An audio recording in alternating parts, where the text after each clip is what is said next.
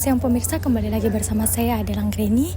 Saat ini saya sedang berada di salah satu kegiatan yang berada di Universitas Fajar, yaitu Idealis Latihan Kepemimpinan Angkatan 2023. Untuk info selanjutnya, saya akan mewawancarai salah satu panitia yang telah menyelenggarakan kegiatan ini. Oke pemirsa, saya sudah berada dengan salah satu panitia yang menyelenggarakan kegiatan ini. Boleh diperkenalkan namanya dulu, Kak? Andika Yusuf. Oke, Kak Andika Yusuf. Nah, aku mau bertanya nih, Kak, kenapa sih Kak Andika Yusuf itu mengambil tema eksplorasi pemimpin muda? Karena kita melihat eksplorasi itu adalah definisi dari kata penjelajah atau pencari. Apa yang dicari itu tentunya ada tujuannya. Yang pertama itu menimbulkan rasa kepemimpinan dari terhadap kader. Nah, karena mereka terkhususnya angkatan 2023 ya, khususnya peserta ini, mereka belum mempunyai jiwa-jiwa atau basic-basic organisasi. Nah, tentunya itu sangat dibutuhkan ke depannya, bukan cuma berbicara mengenai organisasi kampus, tetapi juga berbicara mengenai ke depannya, mengenai job desk-nya ke depan atau pekerjaannya mereka ke depan. Kan mau tidak mau kita ini juga harus memiliki jiwa-jiwa kepemimpinan kan. Nah, mungkin itu saja. Apakah ada hambatan selama kakak ini menyelenggarakan kegiatan ini? Mengenai hambatan itu ya tentunya yang pertama itu SDM dan konsep, karena mengingat SDM sekarang di Fakultas Ekonomi dan Ilmu Sosial itu sudah menurun dan banyak yang apatis terhadap organisasi khususnya BEM. Dan yang kedua itu mengenai konsep, karena konsep itu dari kemarin itu tidak seperti ini.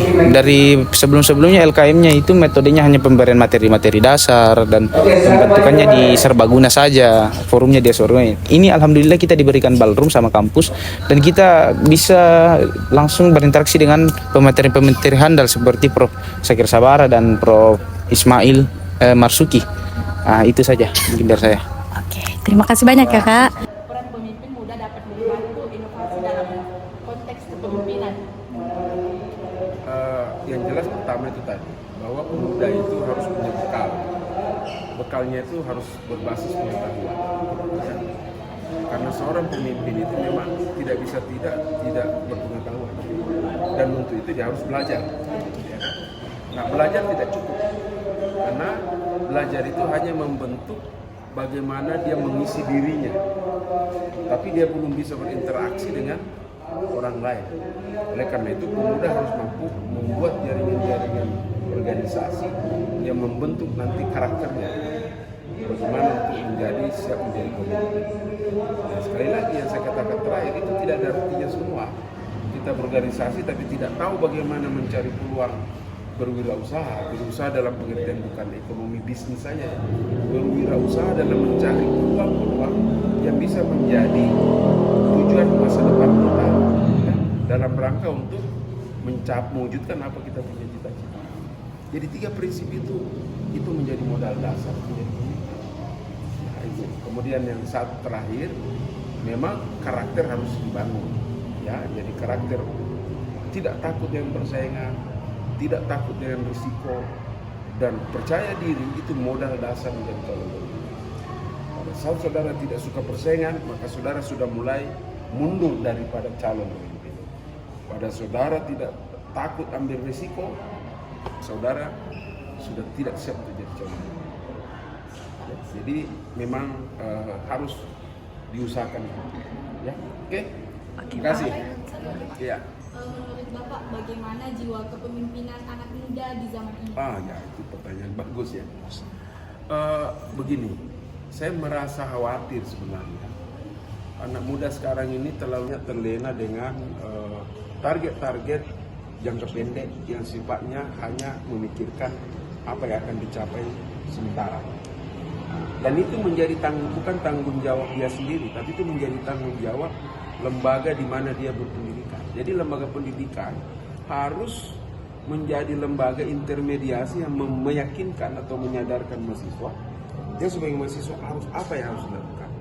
Nah, saya pikir barulah Unifa ini dengan spirit entrepreneurship itu kan satu ide yang ingin dibangun untuk dideklarasi bahwa seluruh mahasiswa Unifa itu harus mampu melakukan spirit kewirausahaan. Dan itu saya pikir menjadi awal yang bagus dalam membentuk karakter pemimpin-pemimpin baru ke depan. Ya, itu menjadi sesuatu keniscayaan. Sudah? Iya. Harapan Bapak terhadap peserta yang telah mengikuti kegiatan tadi apa? Harapan saya mereka paham yang paling prinsip. Dia harus selalu paham bahwa dia adalah calon pemimpin. Calon pemimpin adalah calon yang siap untuk melakukan perubahan. Dan perubahan itu tadi, bagaimana dia harus mampu meningkatkan kapasitas belajarnya. Maka, bagaimana dia menerima organisasi antar lembaga itu sebagai wadah mereka menunjukkan kemampuan dia, ya. Dan yang terakhir itu tadi mampu buat jaringan-jaringan untuk membuat peluang-peluang apa yang bisa ada. Dan saya pikir penjelasan saya tadi jelas sekali dan mudah-mudahan itu bisa ditangkap. Dan pemimpin itu hanya ditentukan oleh itu tadi, ya, 3 hal itu tadi. Dia harus punya pengetahuan karena dia belajar.